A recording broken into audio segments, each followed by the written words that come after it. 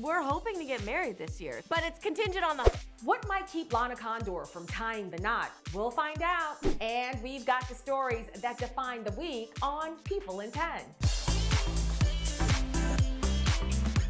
I'm Makondo, bringing you everything you need to know about pop culture right now. 10 minutes are on the clock, so let's get to it with the first 5. Starting with the name change in the reality world.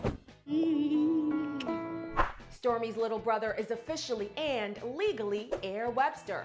People obtained court documents this week that show Kylie Jenner filed to change her son's legal name on June 22nd from Wolf Jock to Air. 16 months since the baby formerly known as Wolf was born. The mom of 2 shares Air and 5-year-old daughter Stormi with rapper Travis Scott. She unveiled their son's former name in February of 2022, just after he was born. But the next month, she revealed he wasn't Wolf anymore, explaining they just didn't feel like it was him. She'd go on to share her son's new name for the first time this January. A source told People at the time that Air means Lion of God. In the comments, Kylie also clarified how to properly pronounce the new name, Air, not Airy. For this next story, can we get a drum roll, please?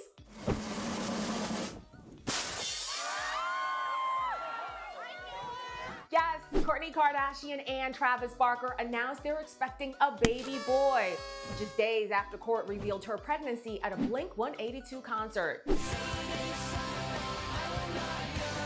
And surprise! Chrissy Teigen is revealing she and hubby John Legend welcomed baby number 4 via surrogate, Ren Alexander. People has confirmed that John Hamm wed his Mad Men co-star Anna Osceola at the exact same Big Sur location where the series finale took place. This is the exciting part of life, and it's a signpost and a signifier of the next chapter and phase, and ideally it gives you and your partner a sense of stability and comfort. While Blair Underwood said "I do" in the Dominican Republic, and Nicole Kidman celebrated 17 years of marriage with Keith Urban. And as Jennifer Lawrence sets the record straight on rumors that she had an affair with Liam Hemsworth while he was with Miley Cyrus. Not true, total rumor. Beyonce and Jay-Z are enjoying La Bella Vita as they were spotted at Italy's Lake Como amid the European leg of B's Renaissance tour. Next up, the post you've been loving this week. Selena Gomez is flying high, sharing not 1, but 2 selfies from a plane. As a source close to the star tells People, there are absolutely no hard feelings amid reports she unfollowed Zendaya, Gigi Hadid and her sister Bella Hadid, who as we know shares an ex with Selena, and Zayn Malik, who shares a baby with Gigi and sparked romance rumors with Selena earlier this year. This as Cardi B defends herself on Twitter Spaces. That motherfucker spiraling and thinking. Come on now. After her husband Offset claimed on Instagram that she cheated. If I was giving this to anybody, it will be out. I'm not just anybody. Please, boy, stop acting stupid. And the wheel is spinning on.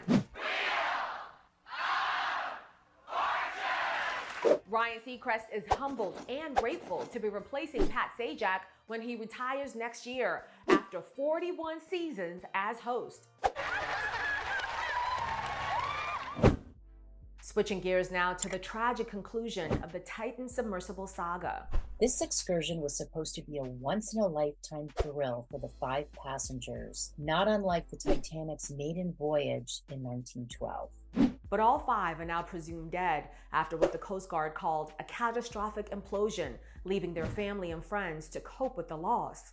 The mother of the youngest victim, 19-year-old Suleiman Dawood, revealed that she gave up her seat for her son because he really wanted to go with his dad. She says he even brought a Rubik's Cube along, hoping to complete it at the Titanic site. And another father and son duo have since revealed that the Dawoods actually replaced them. Las Vegas financier Jay Bloom was supposed to go on the voyage with his son, but despite OceanGate CEO Stockton Rush telling him the sub was safe, his son saw red flags and encouraged his dad not to go, which ultimately saved their lives. Moving on to a story you've been following closely on People.com. Oh, she's a really good singer. I don't know what this is. A source tells People that Cameron Diaz was shocked and saddened by her co-star Jamie Foxx's health crisis. The pair recently worked together on the upcoming Netflix movie Back in Action, which marks Cameron's return to acting after a 9-year hiatus. Production temporarily stopped after Jamie was hospitalized. The source tells us that one day they were working together, and the next, he was just gone. They ultimately wrapped by using a stand-in for Jamie in some scenes. The source adds that Cameron wants to be supportive and help out in any way, but says his family has kept his status very quiet. His daughter Corinne previously described his condition vaguely as a medical complication. And last month, she assured fans that her father was doing well and even announced his next gig. Because I love this job. Now, let's move on to some screen time. I am so excited to be joined by Lana Condor, who stars in the new movie Ruby Gillman Teenage Kraken, which premieres in theaters on June 30th. I'm just Ruby Gillman, normal teenager. Now, Lana, I'm gonna ask you 5 questions. For question number 1, you'll give me 1 answer. Question number 2, you'll give me 2 answers, and so on and so forth. Are you ready to get started? Yes. All right, let's do this.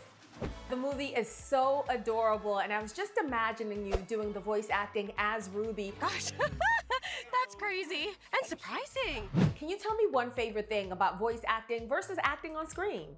That I get to go to work in my pajamas. And I don't have to go through 2 hours of hair and makeup, and I can break out. Now, did you get to hang out with the cast at all? I mean, Jane Fonda, Toni Collette, those are legendary. I was doing it by myself. I was in a room alone. Didn't work with any of the other actors. The first time I'm gonna meet them will be at the premiere, which I'm so excited.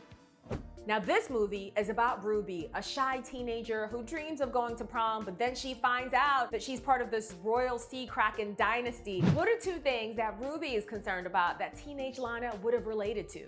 Teenage Lana would have related to her overall nervousness and how quickly she can get overwhelmed. Teenage Lana could also relate to her trying to take up as little room as possible. I think when I was in middle school, high school, I really wanted to fit in. Like, I didn't really want to pull a lot of focus. Now I'm like, give me a spotlight, baby, let's go. But it took a lot of work to get to that point.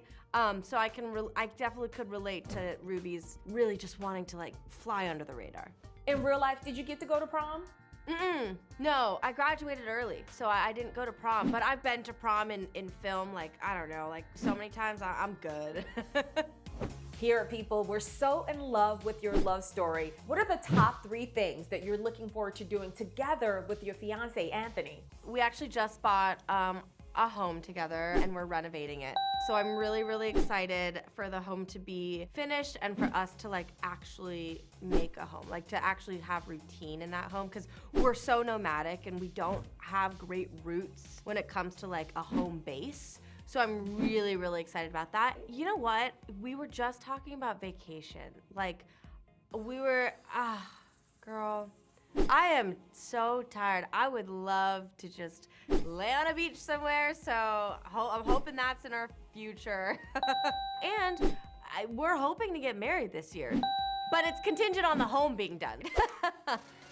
Now, beyond acting, you stay busy, you're active on Instagram, on YouTube, your charity projects. So when you have time to yourself, what are 4 important things that are really key to your everyday life? My alone time is the most important thing for me.